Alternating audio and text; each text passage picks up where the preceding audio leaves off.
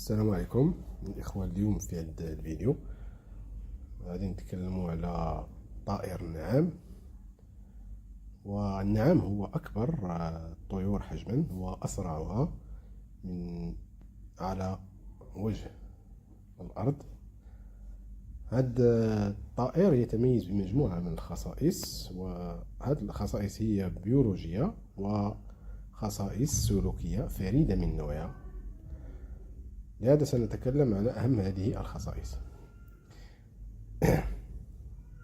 الموطن الأصلي لطائر النعام هو المناطق الجافة والصحراوية في إفريقيا.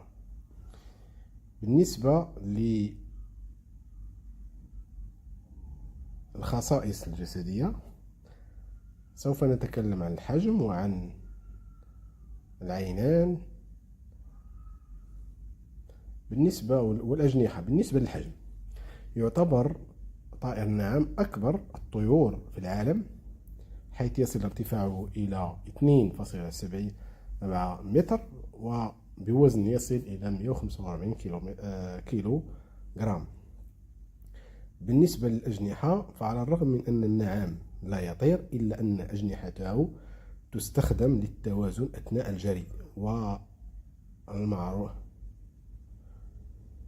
والعروض للجري وللعروض الاجتماعية كذلك. بالنسبة للأرجل، فأرجل النعام هي طويلة وقوية، تمكنه من الركض بسرعات تصل إلى 70 كم في الساعة، مما يجعله أسرع الطيور على وجه الأرض التي تجري. عينان النعام عينان كبيرتان وواسعتان، مما يساعده على رؤية أفضل في البيئات المفتوحة. الخاصية الثانية وهي السلوك والتكيف. في هذه الخاصية سوف نتكلم عن الجري وعن الغذاء وعن التكاثر. بالنسبة للجري، فطائر النعام يتميز بسرعة فائقة، ويستخدم الجري كوسيلة رئيسية للدفاع عن نفسه ضد الحيوانات المفترسة. أما غذاء النعام، فكما هو معروف أن النعام هو من الحيوانات العاشبة، ويتغذى على الأعشاب والأوراق والبذور، لكنه يأكل أيضا الحشرات الصغيرة وبعض الحيوانات الصغيرة أحيانا. أما فيما يخص التكاثر، فطائر النعام يضع بيضا كثيرا للغاية، يصل وزنه إلى حوالي 1.4 جرام. يبني أعشاش على الأرض، وتحضن الأنثى البيض ليلا، بينما يحرس الذكر العش خلال النهار. الخاصية الثالثة وهي التكيف مع البيئة.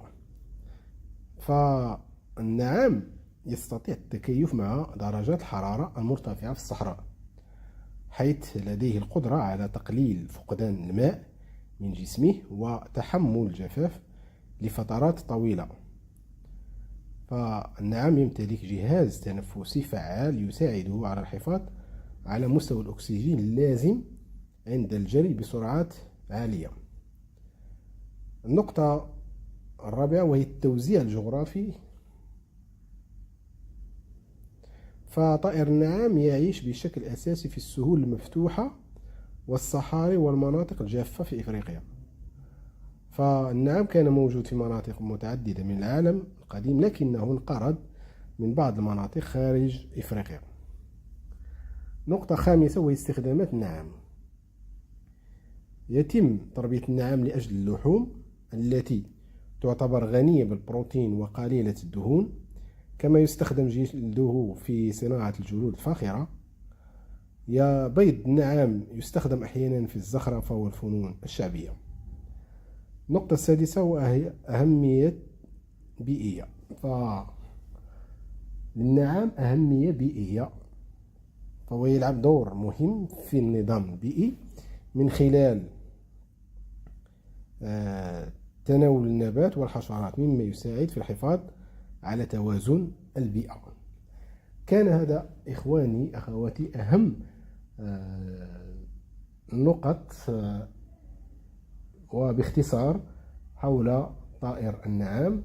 كنتمنى الاخوان هذا الفيديو يفيدكم. ما تنساوش تخلوا واحد التعليق، شارك الفيديو مع الاصدقاء، ان لم تكن مشارك في القناه فاعمل الاشتراك، وشارك الفيديو مع اصدقائي حتى يصل الى اكبر عدد ممكن.